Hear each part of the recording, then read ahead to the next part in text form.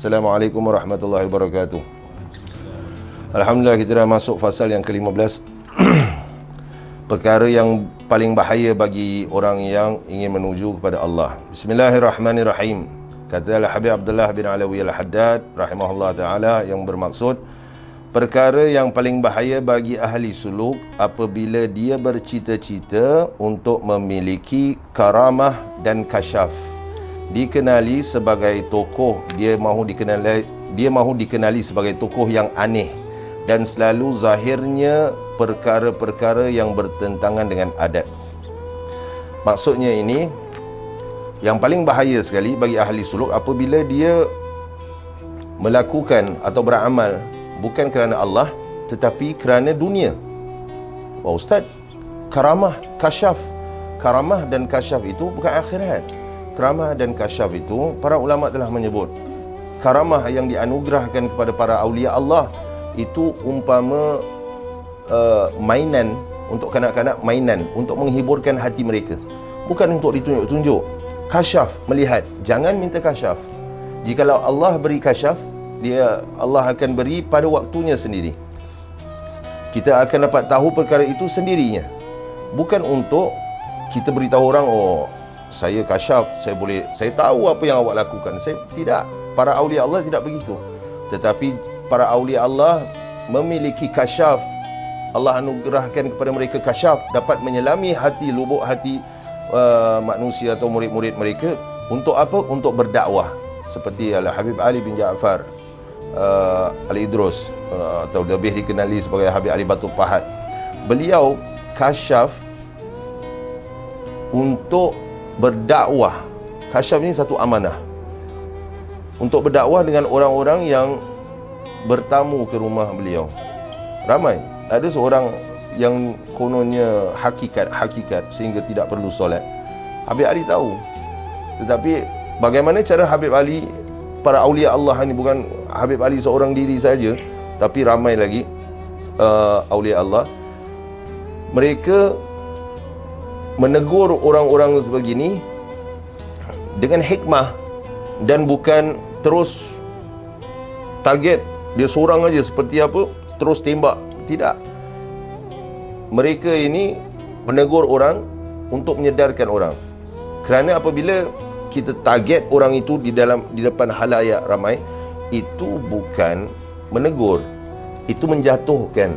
Seperti Al-Imam Syafi'i, Muhammad bin Idris Syafi'i rahimahullah ta'ala menyatakan, maksud beliau itu, kita ingin memperbaiki seseorang itu ialah dengan menegurnya sembunyi-sembunyi.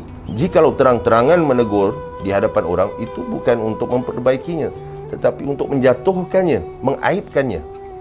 Man satara, maksud hadis itu, siapa yang menutup keaiban akhi, saudaranya yang semuslim di dunia, Allah akan satarallah fi dunya wal akhirah. Allah akan menutup keaibannya di dunia dan di akhirat.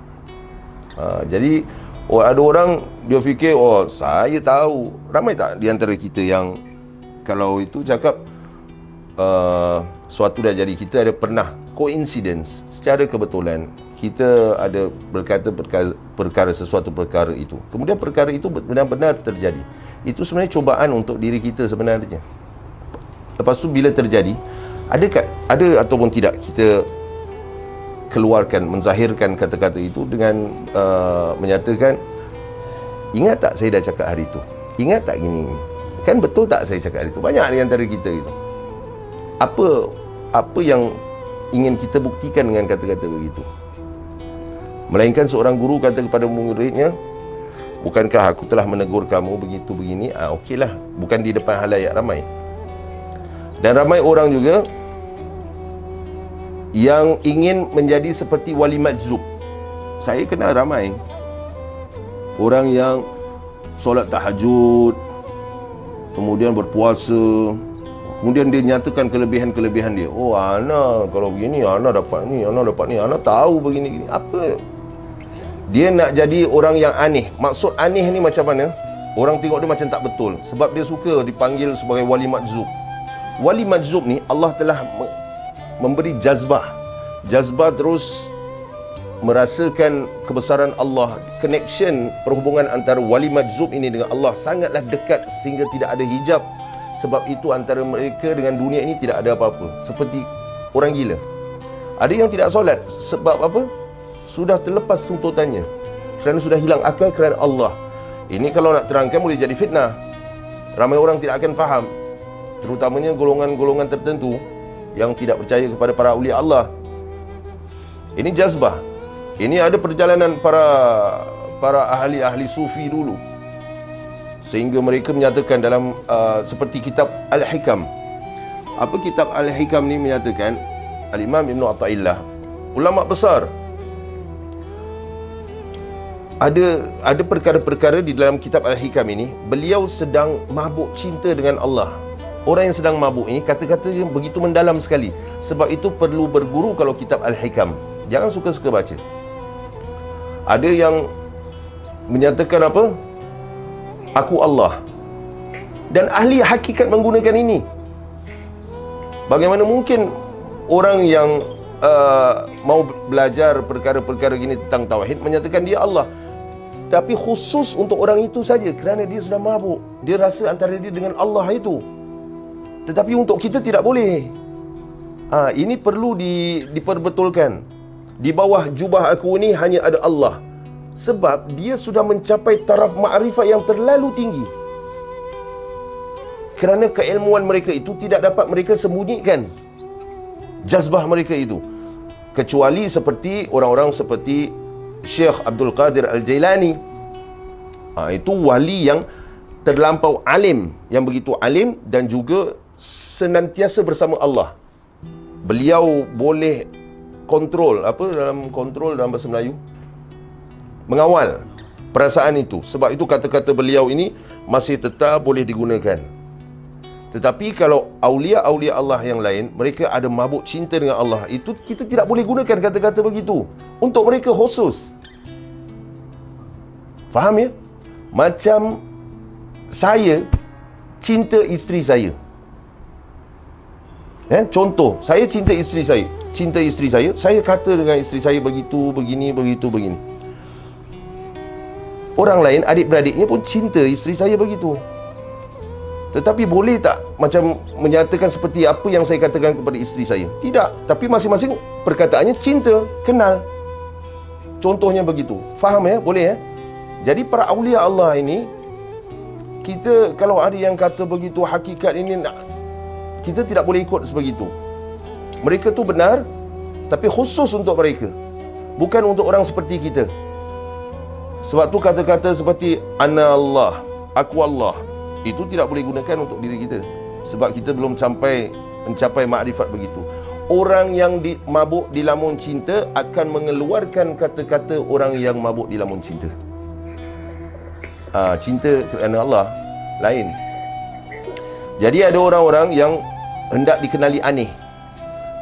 Wali-wali Allah yang dikenali aneh ini, di pandangan mata manusia, mata kasar manusia, mereka tidak betul. Mereka ini gila.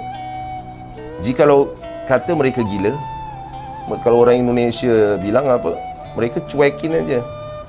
Untuk mereka ini, kau nak puji aku, kau nak hina aku, urusan kau. Antara aku dengan Allah, aku dah dapat rasa nikmatnya. Seperti kita sudah makan nasi biryani, nasi biryani mana sedap? Saffron. Kena nasi biryani yang tak tahulah, yang tak sedapnya. Mula-mula kita rasa yang tak sedap tu, oh sedap. Dah kena saffron tu, lagi sedap, dah tak pandang itu kan. Begitu juga pada awliya Allah ni. Mereka dah tahu nikmat itu betul-betul nikmat. Dunia ni najis untuk mereka, tidak ada apa-apa. Tetapi orang-orang yang konon-kononnya wali lah, dapat sibuk dengan apa? Dengan kononnya anugerah daripada Allah.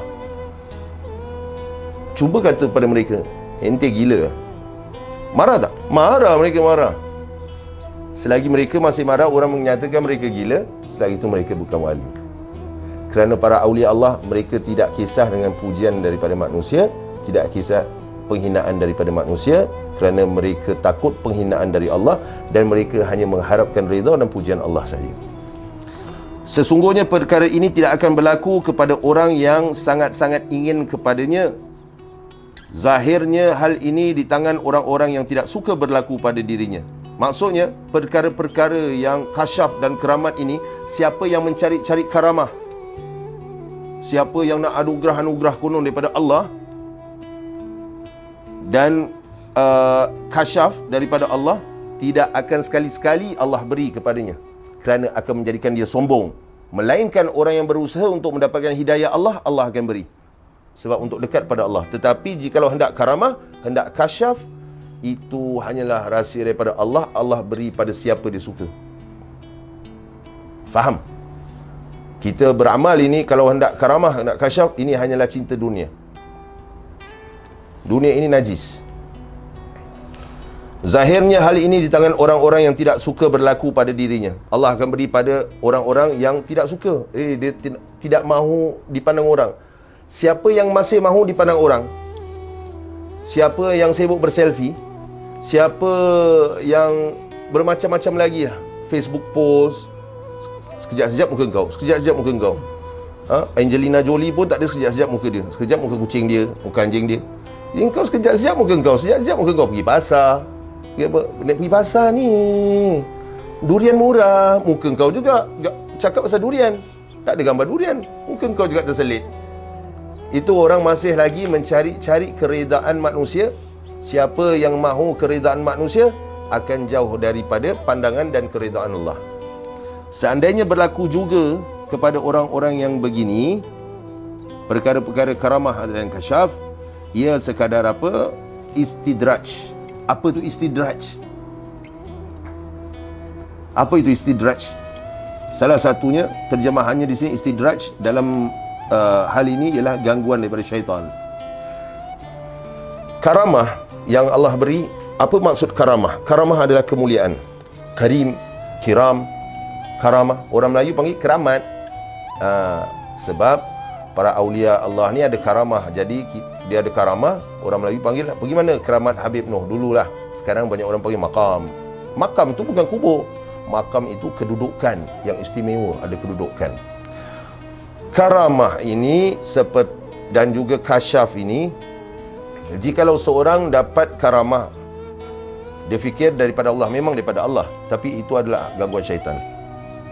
Sebab dia beramal bukan kerana Allah, syaitan menyusup masuk. Sebab dia nak dunia. Siapa yang mahu karamah, itu tak mahu dunia.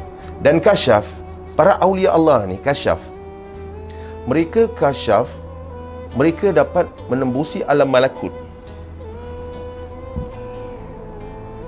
Saya keluarkan cerita Syekh Umar bin Abdullah bin Ahmad bin Salim bin Abu Bakar Al-Khatib Al-Ansari. Beliau dapat bertemu dengan malaikat maut 3 kali. Beliau dapat bertemu dengan malaikat maut 3 kali. Siapa yang beritahu saya ceritanya?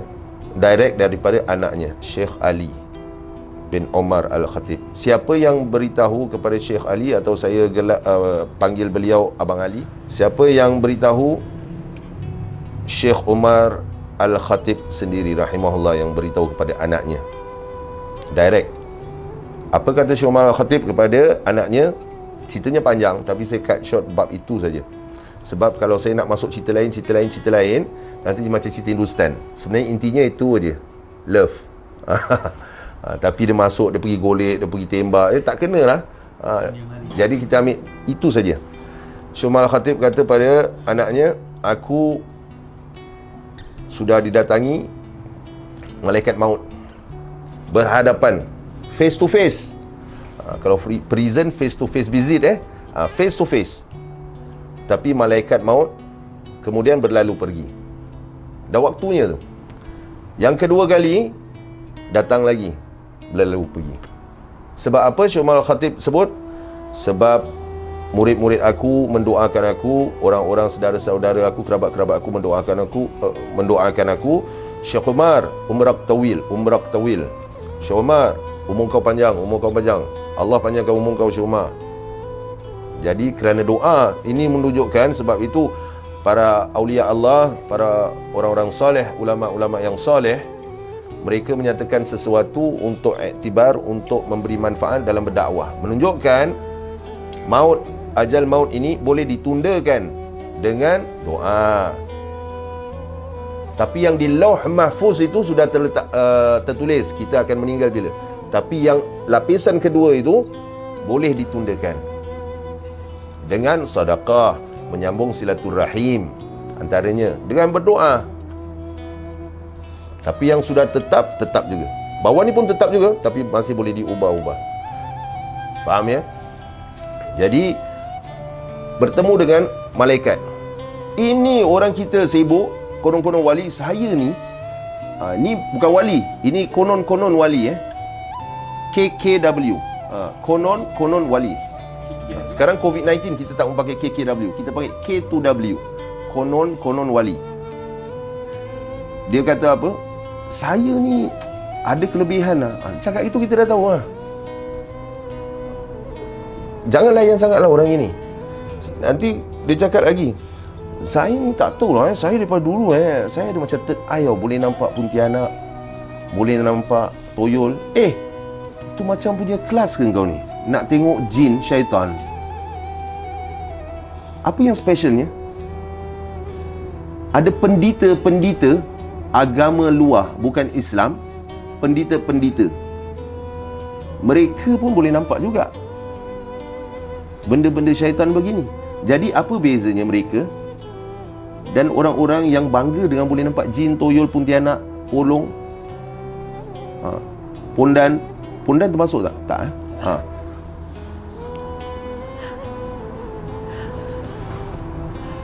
Jadi jangan heran, kerana apa? Kasyaf ini Allah akan beri kepada orang siapa yang benar-benar hatinya untuk Allah, dan akan tembus melihat keindahan-keindahan. Kerana kita banyak dosa, hati kita masih belum fokus kepada Allah. Suluk kita dalam usaha kita untuk bersuluk kepada Allah, sebab itu masih terhindar daripada keindahan-keindahan ciptaan Allah. Siapa yang sudah dapat melihat alam malakut, dan begitu indahnya alam bukan dunia ni tau, lapisan dunia, bukan galaksi. Galaksi Saturn, Uranus, Mars, Venus, ini semua masih tetap dalam alam kasar. Tetapi alam sebaliknya indah, sangat indah dengan melihat para malaikat. Ini orang-orang yang istimewa. Dalilnya apa? Ketika Nabi SAW Isra' wal Mi'raj, Nabi melihat dengan Malaikat Jibril bawa Nabi SAW melihat keindahan-keindahan ciptaan Allah. Pada satu tempat tu tiba-tiba kabus yang tebal sekali. Apa Nabi SAW bertanya kepada Malaikat Jibril, apa ini? Maksud Nabi SAW itu. Apa kata Malaikat Jibril? Inilah syaitan-syaitan. Syaitan-syaitan inilah yang akan mengganggu umat-umatmu yang banyak dosa. Maksud kerana dosa-dosa mereka itu, Malaikat Jibril AS sebut dalam riwayat ini, saya ingat begitu jelas, kerana dosa-dosa umatmu itu yang kita tak nak bertaubat, kita tak nak kikis pun, dah kata dunia ni tak ada benda, tetap juga nak nama, nak dipandang tinggi oleh manusia lah, nak itulah, nak dipuji manusia. Apa kita dapat? Selagi ada dalam hati kita, selagi itu tidak akan dapat sampai matlamat itu. Matlamat dia apa? Allah, bukan kasyaf. Dan itulah akan mengaburi pandangan kita. Itu Malaikat Jibril sebut pada Nabi SAW. Soalan Nabi SAW, selagi mana kita ini masih dibelenggu dunia, bukan kata, Ustaz, kita hidup dalam dunia. Memanglah, siapa suruh buang dunia? Maksudnya ini dunia yang dipenuhi syahwat, cinta harta, cinta nama, cinta pangkat, cinta isteri berlebih-lebihan. Cinta isteri tidak salah, cinta suami tidak salah, tetapi apa yang sepatut atas daripada isteri bukan orang tua, atas daripada orang tua, atas daripada isteri, atas daripada harta, atas daripada anak-anak kita, atas diri kita sendiri, Nabi SAW. Atas Nabi SAW, Allah Jalla Jalaluhu. Itu. Tapi kita masih menyintai perkara-perkara ini di atas Nabi. Berapa banyak sepatutnya kita mengeluh bukan kesusahan hidup kita. kita mengeluh kerana hijabnya kita antara kita dan Nabi SAW. Hijabnya kita dan Allah Jalla Jalaluhu. Itu yang patut kita mengeluh. Ini mengeluh duit. Allah sudah tetapkan rezeki. Allah ada sebut dalam surah Al-Hud, wa ma min dabbatin fil ardi illa 'alallahi rizquha. Tiada sesuatu binatang yang melata, maksudnya ini, di bumi kecuali Allah telah tetapkan rezekinya. Saya sering sebut rezeki usaha dan tidak usaha. Usaha dapat sekian, tidak usaha dapat sekian. Dua. Nak yang dua, usaha. Kalau tidak mahu yang dua, nak satu je, tidak perlu usaha. Allah sudah tetapkan. Hal ini hanyalah akan menjadi penghinaan, bukan lagi karamah, kemuliaan. Jikalau orang-orang begini yang mereka kejar-kejarkan karamah dan juga kasyaf, jikalau terjadi pada diri mereka, bukan lagi kemuliaan, tetapi penghinaan. Ini muslihat Allah, istidraj. Allah ingin jauhkan. Apa itu istidraj? Baik. Kalau Nabi SAW, mukjizat. Kalau para awliya Allah, karamah, kemuliaan. Kemuliaan dia dapat begitu begini kerana dia bermujahadah, membuat yang sunnah. Dan ingat, para awliya Allah ni, antara syarat-syaratnya, mereka berselawat ribuan satu hari. Kita selawat berapa? 200. 200. Mereka buat sunnah Nabi SAW kerana cinta Nabi. Fattabi'uni. Qul in kuntum tuhibbunallaha. Katakan, Allah memerintah kepada Nabi SAW, suruh berkata kepada kita semua dalam Al-Quranul Karim. Qul in kuntum tuhibbunallaha. Katakan, sesungguhnya jikalau kamu semua mencintai Allah, fattabi'uni yuhibbukumullah, maka ikuti aku dan kamu akan dicintai Allah. Tabi', mengikut dengan taat. Ati'ullah wa ati'ur rasul. Taatlah kamu kepada Allah dan taatlah kamu kepada Rasul. Dua perkara berbeza. Bagus taat kepada Allah dan taat kepada Rasul, tapi taat itu kerana takut. Tabi', mengikut kerana cinta. Maka mana yang lebih tinggi? Cinta. Dan para awliya Allah cinta pada Nabi SAW. Man ata'ani man ahabbani faqad ahabballah. Nabi SAW sebut, siapa yang mencintai aku, maka sesungguhnya dia mencintai Allah. Siapa yang kata, oh, sampai pada Allah tapi tidak berselawat pada Nabi SAW, pendusta, kadzab. Kerana apa? Saya sudah sebut, Rasulullah SAW babullah, pintu menuju kepada Allah. Dan apa kunci pintu itu? La ilaha illallah. Nabi SAW pintu kepada Allah, kuncinya miftah, kunci la ilaha illallah. Kerana dengan Nabi SAW kita mengetahui hakikatnya la ilaha illallah. Jika tidak kerana Nabi SAW, kita tidak ada siapa. Kita tidak tahu pun apa itu Allah. Bukan la ilaha illallah saja. Sebab itu ramai orang yang sebut Allah tetapi syirik. Syirik bagaimana? Riya. Inna akhwafa ma akhafu alaikum asyirkul azghar. Nabi SAW ada sebut, sesungguhnya apa yang aku takut sangat atas kamu ini semua ialah syirik yang kecil. Apa itu? Nabi, para sahabat radhiyallahu anhum ajmain bertanya, apa itu syirik kecil ya Rasulullah? Ar-riya. Riya, syirik, bukan kerana Allah tetapi kerana selain daripada Allah. Jadi syaratnya berselawat pada Nabi SAW. Itu mukjizat Nabi SAW. Awliya Allah karamah, orang-orang soleh ma'unah, bantuan daripada Allah. Sihir, ni orang-orang syaitan. Dengan dia syaitan sekali. Istidraj, istidraj orang yang melakukan sesuatu. Jikalau kita ikut umumnya, istidraj ini apa? Orang yang tidak solat, orang yang buat maksiat tetapi dapat berbagai-bagai rumah besar, apa semua. Itu muslihat Allah. Itu adalah muslihat Allah. Tetapi bab ini nampak dia macam bagus, tetapi hatinya hanya dia tahu. Hanya ingat kata-kata saya, hanya dia tahu, bukan kita tidak tahu. Jangan kita cakap, oh ni kafir ni, oh ni syirik ni, oh ni riak ni. Jangan. Sedangkan malaikat pun tidak tahu. Kita sendiri tahu. Kadang-kadang kita pun tidak tahu kita riak.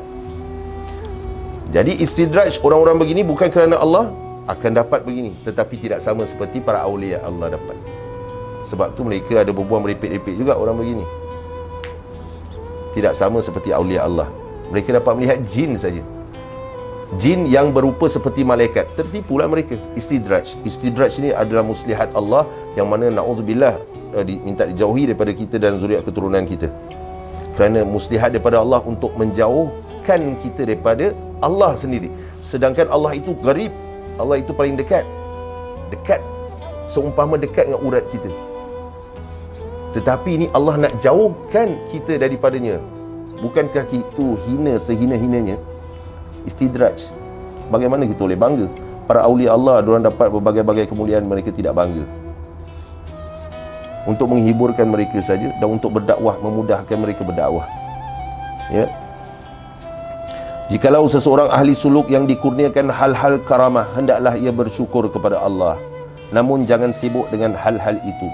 Kita patut disibukkan dengan Allah sahaja. Tidak perlu dijadikan bahan cerita, bahkan dirahsiakannya. Sebab tu ada guru-guru saya juga, mereka macam-macam karamah.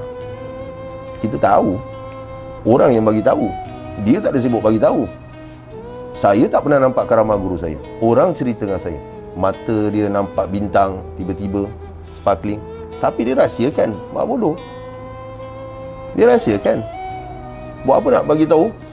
Sebab itu ada murid-murid yang tidak nampak karamah guru. Dia kata, macam mana nak guide ni tak ada karamah? Kau nak karamah? Kayak karamah ni boleh beli tempat Courts, IKEA. Orang nak ilmu, bukan nak karamah guru. Nak dekat pada Allah ke nak karamah? Nak dekat pada Allah, belajar. Jangan sibuk cari karamah. Kadang-kadang tidak nampak karamah seorang itu. Demikianlah halnya. Jika tidak berlaku, tidak perlulah bersungguh-sungguh mencarinya dan bersedih kerananya. Ini untuk kita semua, untuk saya juga. Jikalau tidak dapat karamah atau kasyaf, jangan nak sedih lah. Nak karamah kena Allah. Nak karamah kena Allah. Nak karamah kena Allah. Allah kan, make sure Allah. Karamah ni tak ada apa-apa lah. Kita nak Allah, Allah beri karamah, kita alhamdulillah lah. Itu sajalah. Apa boleh kita gunakan dengan karamah tu? Boleh selamatkan kita di alam barzakh? Bolehkah kita bertemu dengan Nabi SAW di alam barzakh dengan karamah kita? Tetapi darjat kita yang dekat dengan Allah dan pasti dekat dengan Nabi SAW, itu yang akan membantu kita untuk bersama-sama Rasulullah SAW fil jannah. Bukan sembarang jannah. Jannatul Firdaus Al-A'la, itu yang Nabi SAW suruh kita minta. Doa kita bukan minta jannah saja, tapi Jannatul Firdaus Al-A'la, Jannatul Firdaus yang tinggi sekali, yang mana di situ Jannatul Firdaus ialah hanya di bawah arasy Allah. Special Jannatul Firdaus Al-A'la. Semulia-mulia karamah adalah istiqamah. Apa itu istiqamah? Masjid Al-Istiqamah, tempat apa Serenggun kan? Apa itu istiqamah? Masjid Al-Istiqamah, tapi Maghrib Isyak 2 saf. Ada dalam berapa puluh saf. Istiqamah ke tu? Hari Jumaat aja penuh. Tak istiqamah lah. Nama dia istiqamah. Mudah-mudahan orang-orang kawasan tu istiqamah. Apa tu istiqamah? Konsisten. Istiqamah. Semulia-mulia karamah adalah istiqamah dalam ketaatan dan menjauhkan diri dari maksiat zahir dan batin. Al-istiqamah, ini kata-kata para ulama. Ada kitab lama sebut Nabi SAW. Untuk lebih selamat, ini adalah kata-kata ulama. Dan jumhur menyatakan ini adalah kata-kata ulama. Jumhur itu majoriti ulama. Al-istiqamah khairun min alfi karamah. Istiqamah itu konsistensi, khairun adalah lebih baik, min alfi daripada 1000 karamah. Karamah kemuliaan. Istiqamah. Berapa ramai di antara kita sibuk nak karamah, tapi solat duha, boleh buat solat duha setiap hari, barang 2 rakaat aja. 2 rakaat saja, jangan lebih-lebih. 4 rakaat, 6 rakaat, jangan fikir dululah. 2 rakaat hari-hari istiqamah. Jikalau terlepas solat duha itu, terlepas bangun zuhur, ada qada tak solat duha? Terlepas qada. Itu antara orang istiqamah. Tahu ada kata-kata orang Yaman, orang ahli tarim, kata-kata yang masyhur. Ahli tarim ini mereka qada solat, orang-orang di tarim ini mereka qada solat sunat mereka, bukan solat fardu. Solat fardu kadang-kadang termis, okeylah. Kalau dah selalu sangat, itu bukan termis, itu tabiat. Ahli tarim Hadramaut, tempat para awliya Allah, zuriat Nabi SAW banyak di situ. Mereka qada solat mereka. Tapi solat apa? Solat tahajud tertidur, mereka qada. Solat witir tertidur, mereka qada. Boleh? Solat duha tertidur, mereka qada. Macam Nabi ada qada solat ba'diyah zuhur sebab ada tamu di Madinah. Kemudian Nabi balik selepas solat asar. Selepas solat asar Nabi balik, Nabi solat. Siti Aisyah, Sayyidatina Aisyah radhiyallahu anha bertanya, kata maksudnya tu, kata tak ada, katanya tidak ada solat selepas solat asar. Tapi Nabi sebut, ni aku tidak sempat tadi untuk solat lepas zuhur, ada tamu, kemudian solat asar, ni aku qada. Boleh qada solat sunat. Ada qada? Tak ada qada. Kau tak ada qada, bukan istiqamah. Wah, awak terlepas duha, awak tak istiqamah, qada. Qada boleh ke? Boleh. Kira istiqamah. Istiqamah lah tu. Jadi al-istiqamah khairun min alfi karamah. Jangan sibuk nak karamah lah. Istiqamahkan dulu kita punya syariat ni dulu. Sunnah-sunnah Nabi SAW. Sunnah-sunnah inilah yang menjadi penyambung kepada Nabi SAW, yang akan menjadikan hati kita ini dekat pada Nabi SAW. Sunnah termasuk akhlak juga. Jadi semulia-mulia karamah adalah istiqamah dalam ketaatan dan menjauhkan diri dari maksiat zahir dan batin. Maksiat zahir apa? Tahulah maksiat zahir, mengumpat, mencela, menghina, mencaci. Zahir ini mengumpat ni besar daripada zina, dosa besar. Ramai kita semua ramai sebab itu ada doa dalam majlis kalau kita terlepas termengumpat. Bukan panggil itu khusus majlis mengumpat, bukan. Termengumpat, ada berdoa dia, subhanakallahumma wa bihamdika asyhadu an la ilaha illa anta astaghfiruka wa atubu ilaik. Allah hapuskan segala kesilapan. Bukan panggil orang mengumpat, mari. Tapi ya, ni ada kuliah bagus, lepas kuliah tu terkata gini, terkata satu orang mesti ingatkan. Itu yang sebaik-baiknya teman. Jikalau terkata, itu dia menegur, janganlah gini. We can get carried away. Sebab itu agama seseorang itu berpandukan agama temannya. Itu hadis Nabi SAW. Kalau temannya kaki mengumpat, jadilah dia pengumpat. Jadi itu zahir. Dan batin. Apa ni batin? Takjub pada diri sendiri. Oh, aku ni boleh tahan juga pakai celak mata aku ni macam syekh-syekh besar. Ini batin ni, rusak. Wah, aku baca Quran ni laju, fasih betul, aku batin rusak. Ada macam-macam lagi masalah-masalah batin kita. Melihat orang lebih rendah, takjub dengan amal kita sendiri. Ingat, kita amal ini, saya mampu menyampaikan begini kerana ini adalah daripada Allah. Allah yang memberi saya kesempatan. Kalau tidak, saya akan lupa semua apa yang ada. Ini dalam fikiran saya ni, bukan kerana saya ingat. Apa yang saya sampaikan selalunya dalam tazkirah, dalam khutbah Jumaat, dan apa, dia keluar spontan saja. Saya serahkan pada Allah. Saya tidak ada nak plan. Mungkin saya ada plan satu-satu, kadang-kadang tak jadi langsung. Allah gerakkan pada yang lain. Tidak ada plan langsung. Apa yang Allah gerakkan, nanti tiba-tiba dia datang. Nanti Allah sendiri yang download apa yang ada, yang pernah saya belajar, yang pernah saya baca dalam kitab mana dan kitab mana. Tidak ada plan. Sebab apa? Kita serahkan pada Allah.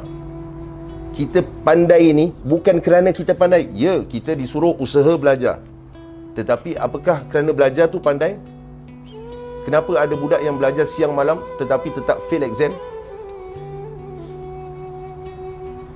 Kalau belajar je saja pandai, Semua orang yang belajar kuat tu pandai. Ada yang main bola apa semua, besok nak exam baca sikit-sikit pas, nombor 1 pula dalam kelas. Jadi semua ni Allah yang beri. Saya ada kesempatan. Kalau Allah tidak, kita usaha untuk bangun tahajud, kita usaha untuk bangun subuh, kita usaha untuk solat duha. Tetapi jikalau Allah tidak berkehendak, kerana dosa-dosa kita sendiri, masalah batin kita, bukan masalah zahir. Batin yang kita nampak, mungkin kita takjub pada diri kita, oh, boleh tahan aku solat. Allah tidak ingin, tidak jadi.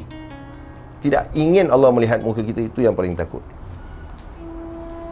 Allah beri kesempatan kita untuk sujud pada Allah, lebih sujud pada Allah kerana Allah.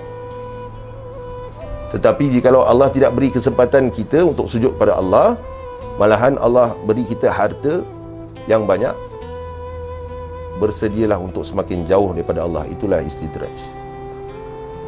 Itu masalah batin itu.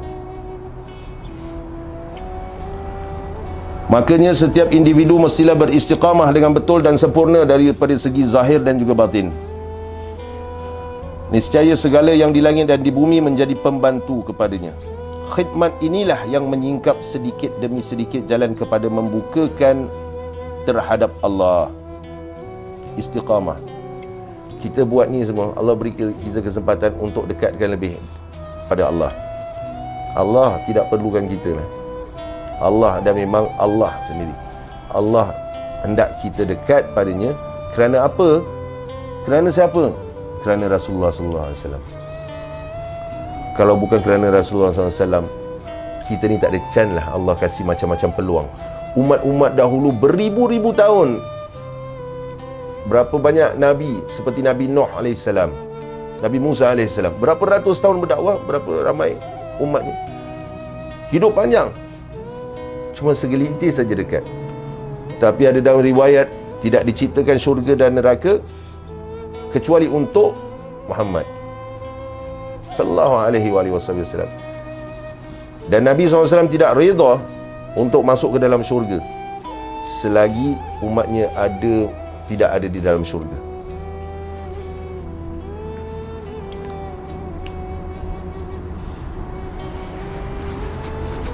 Jadi kerana Nabi SAW, jadi apa yang menghindari kita daripada berselawat kepada manusia yang seagung-agungnya, Sayyidul Anbiya? Wajiblah berbaik sangka kepada Allah. Dialah Tuhan yang semata-mata memelihara kamu, mengetahui keadaan kamu, membantu hidup kamu. Tiada tempat bergantung selain Allah yang maha berkuasa. Allah juga telah memberi maklum bahawa Allah bertindak terhadap makhluknya mengikut sangkaan hambanya. Wajiblah berbaik sangka kepada Allah. Kita wajib berbaik sangka kepada Allah. Seperti yang disebut, Allah telah memberi maklum bahawa Allah bertindak terhadap makhluknya mengikut sangkaan hambanya. Anna inda zanni abdi bi. Anna inda zanni abdi bi. Aku di sisi sangkaan hambaku. Maksudnya, kita sangka baik kepada Allah, Allah akan buat sebegitu. Berapa ramai kita yang buruk sangka? Sebab tu dalam surah Al-Hujurat juga Allah sebut. Maksudnya itu, ayat itu, jauhi sangkaan-sangkaan, kerana sebahagian besar sangkaan itu adalah dosa. Kenapa kita nak bersangka? Kita tidak tahu siapa yang lebih mengetahui. Allah. Oh, ni mesti macam ni. Oh, ni mesti macam ni. Oh, kita guna kita punya teori-teori yang tidak ada ilmu langsung. Dan apabila kita begitu, kita semakin jauh lah, semakin jauh. Dengan sangkaan yang tidak tepat, yang meleset. Banyak.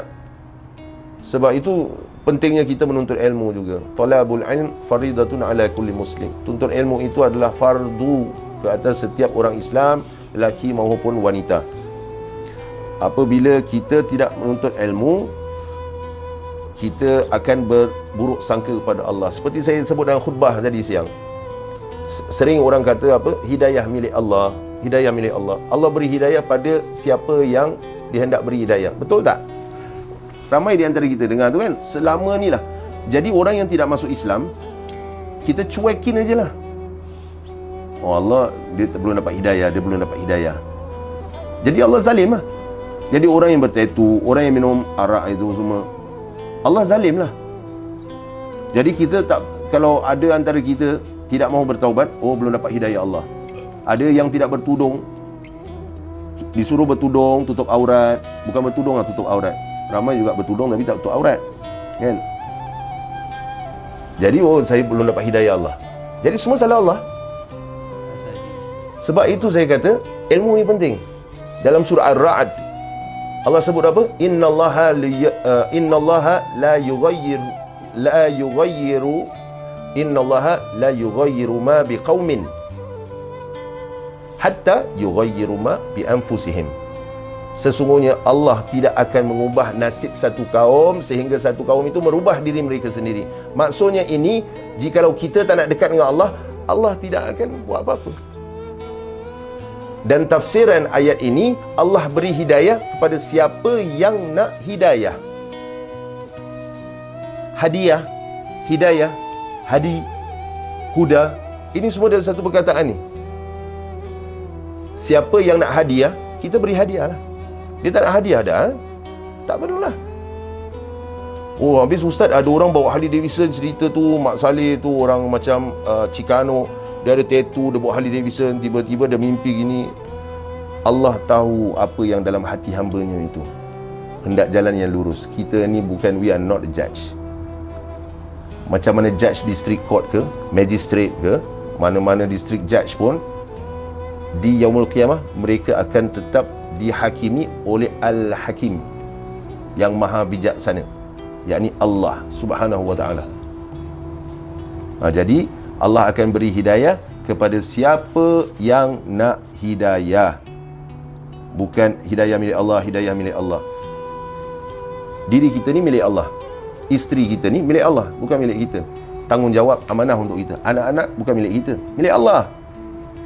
Allah beri pinjam kepada kita untuk kita jalankan tanggungjawab. Mereka penyebab kita masuk syurga, mereka penyebab kita masuk neraka.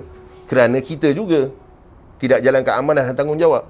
Sibuk nak bini beli barang bagus, sibuk belikan bini makeup, tapi tak sibuk bini suruh hafal surah As-Sajdah, surah Al-Mulk.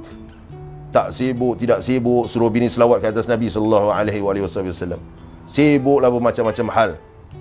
Anak juga ada sibuk belikan tu komputer, belikan tu macam-macam, tetapi anak-anak itu tidak diajarkan apa? Sirah Rasulullah SAW. Macam nak cinta Nabi. Lepas anak tu dah besar, tengok anak tu wayward sikit, pakai tudung. Daripada kecil tidak dididik, tahu-tahu dah besar. Yang sebabkan tu kita juga, kita akan dipertanggungjawabkan. Melainkan kita dah cuba didik dengan baik, anak itu jadi wayward, insya-Allah itu cubaan untuk kita, tapi akan diluruskan kembali anak itu kerana ada didikan daripada kecil.